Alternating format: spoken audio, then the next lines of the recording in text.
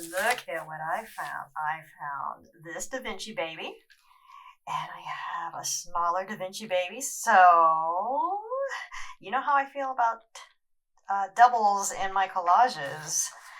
Let me see if they're going to make their way into this week. So here is my little sketchbook. And this has actually been inspiration for me in that I can keep it in the little book and look at it whenever I want instead of putting the finished collage into the drawer or looking it back up on YouTube. So this was last week's collage, the one that I worked on. Really liked it. At first I wasn't so sure. Added a bit of my own hand to it. This video is up, nerves. So if you want to see it, there it is. And this was just something I was drawing off to the side. When I have some extra time and I just want to relax, I put on some music and I just doodle. I don't know if anything like this will make its way into my collage in the future. We shall see. So this week, I want to go back to some text. I like the way this text looks because it's kind of broken up and yet it's still readable. Although I think I want to put it this way and give it a different orientation. As for the focal point, look what else I found. We are paying homage to Mr. Leonardo this week, maybe. I am feeling very strongly about it. I don't think I've used the Mona Lisa. This is an old scrapbook somebody had. I'm really not sure how it ended up in my possession, but we got a little weird adhesive going on here. And if that was the case, if it was going to be difficult to remove this, I would have just cut it out, but it doesn't seem to be the case. Obviously, this paper is acidic and we have some foxing going on, but I don't think it's going to deviate or take from what we are going to try to create today. I am using images that are more muted in color. We do use our little baby thing. We're definitely going for more of a black and white, again, limited palette, which I love. Not sure why I was really attracted to this too. And this hourglass. And all of this is pretty much vintage. I don't think I have any contemporary magazine imagery this week. I mean, I could still always go back to it. The other thing, too, when I'm choosing these color palettes is I'm thinking about a background. And, oh, here is some contemporary stuff I was using. I really like the way they look. And the extreme colors might make for an interesting contrast. So we'll see. Possibly. I'm thinking of them like in the corner. I liked this too, but the text here I don't like. And she also is something of a focal point, but she could possibly work into it as something secondary. So what about the background? So I'm playing with backgrounds, as you know, with my own hand, and I'm excited about that. I may do that this week like I did with our last with nerves. I like this text. This is a possibility for a background. We are working with that sketchbook page, so I'm not getting big. I'm just trying to keep it smaller because it's just, for me, it's nicer to look at it later and see what I was doing. I like these also. This especially could work into the collage this week. But before I start cutting like crazy, because I will, I'm trying not to do that anymore either, just to stay organized. So I'm just trying to keep my books and magazines semi-intact. It's not necessary if they are, because everybody has their own preferences. If you feel you want to go ahead and cut like crazy, you absolutely should. I was even considering changing this into a transparency. I'm still considering that as I start cutting.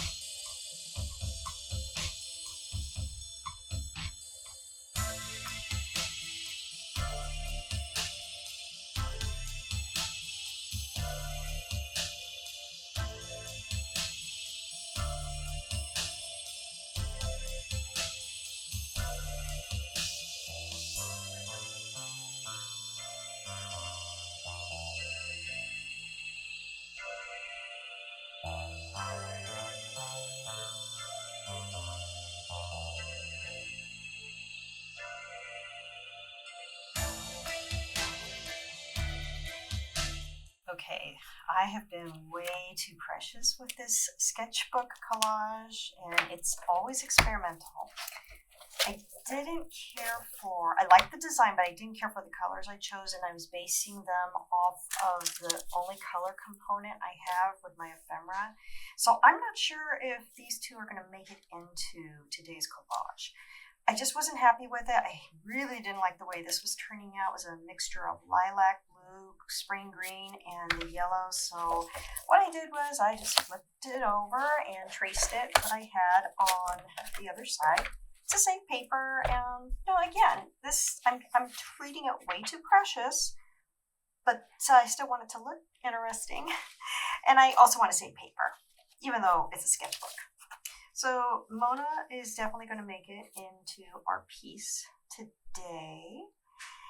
And I like this better. I like this kind of grid look because I was thinking, even as I was playing with the images and that color on the back page, I was like, I really wish I had like graph paper or something. I'll just go back to what we had before.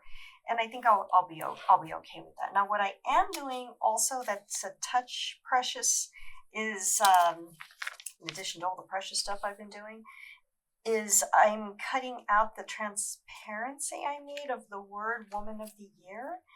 And I think I'm just going to cut out the words and just adhere them to the surface of the book. And I'll see what happens with that. I'm still not sure. I may need to step away for a little bit because there's some fun things I'm going to do today, and fun things need to be done when you're doing art, right? Art is fun, but it only stays fun if you are going out and exploring and doing other things other than your practice. So yeah, I think I'm going to step away. I think I'm going to stay away from color, even though with this transparency, I did put color on it, but because I wanted to cover up that white gauziness. But guess what? All I'm doing when I do that is coloring on the back of the white gauziness, and you can barely see it here. It's a little bit. You can sort of see it. I don't care for that look. So yeah, we'll commence later, see what happens, and I don't know. Maybe these guys would look good in here. We'll see. I'll come back later and take another look.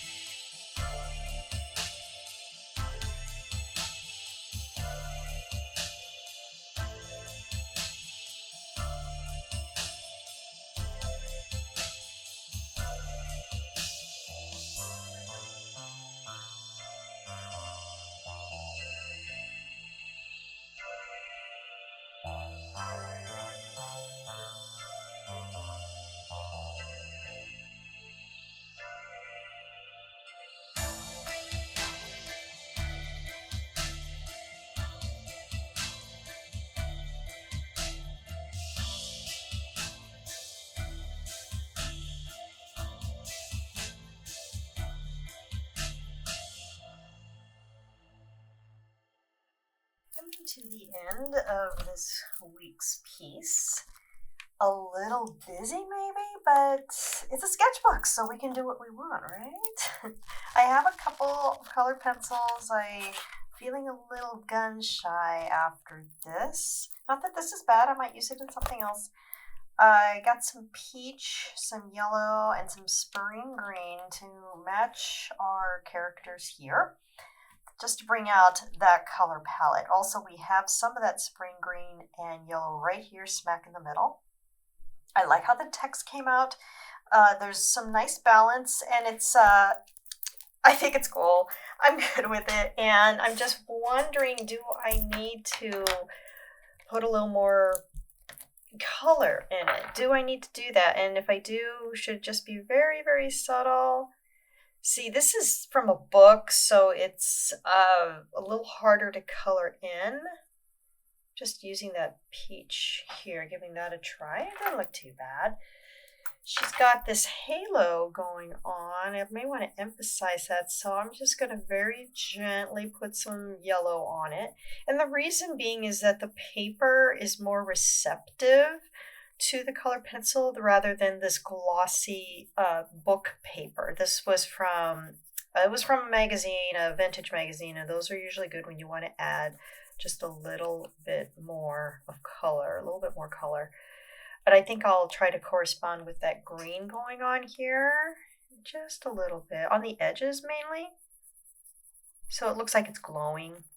That's always nice when we can do that. I don't want to do too much color. Just a touch. Maybe a little more green where we want something of a shadow going on. Do I want to put any color on her, on our Mona? Let's give her some peach in these darker areas, just to emphasize that. I like to do that occasionally. Yeah, this is, even though this is obviously very vintage paper, it's not responding very well to the color. Just a little bit here and there. You can see it. This is where I like adding just my own touch a little bit, bringing in that green and that yellow because we are using it throughout, just to tie it in. Still maintaining that minimum palette. And here, maybe mainly in the shadowy areas, it's safer to do that. Maybe give her just a little bit. You know what? Maybe if I had, you know what? No, I'm going to stay with our palette. I was going to grab a red pencil and maybe give her red lips, but not. I'm just going to use the green to, again, act as the shadowy area. Just to have a little fun. Just, this is very stream of consciousness for me. I'm not really giving it too much thought. I have more fun with stream of consciousness because it's not, I'm not, you know, picking and choosing where I want to put color, or even, you know, where you want to put your, you know, the ephemera. I'm going to put a little yellow here, just barely enough. Now, what I did with our text for Woman of the Year, I just cut it out. I think I mentioned that a little earlier. Cut it out a little bit and pasted it on. I kept year intact, honestly, because it was easier. I was going to cut year out, but woman I cut out piece by piece, letter by letter. And you can't really see it very well, but I think it still reads, especially when you have of the year. It should be indicating, I hope anyway. So we also have, I like, when I do collages, I try very hard to have something correspond throughout. We have a lot of circular motion going on here. We have the womb, we have the halo, we have these little nuts and bolts, and we have something down here and something that is reminiscent of these bolts. So you have everything kind of book-ended and framed, and it feels stronger. I feel it feels stronger anyway. So I'm going to color this part similar to here because then it'll tie in a little bit better. And while I'm doing that, I just want to thank you for joining me on this collage journey, this mixed media collage journey this week. See what we come up with in the following weeks if we keep using our mixed media. As always, I'm very curious about what you think. I thank you for your viewership, and I will see you in the next video.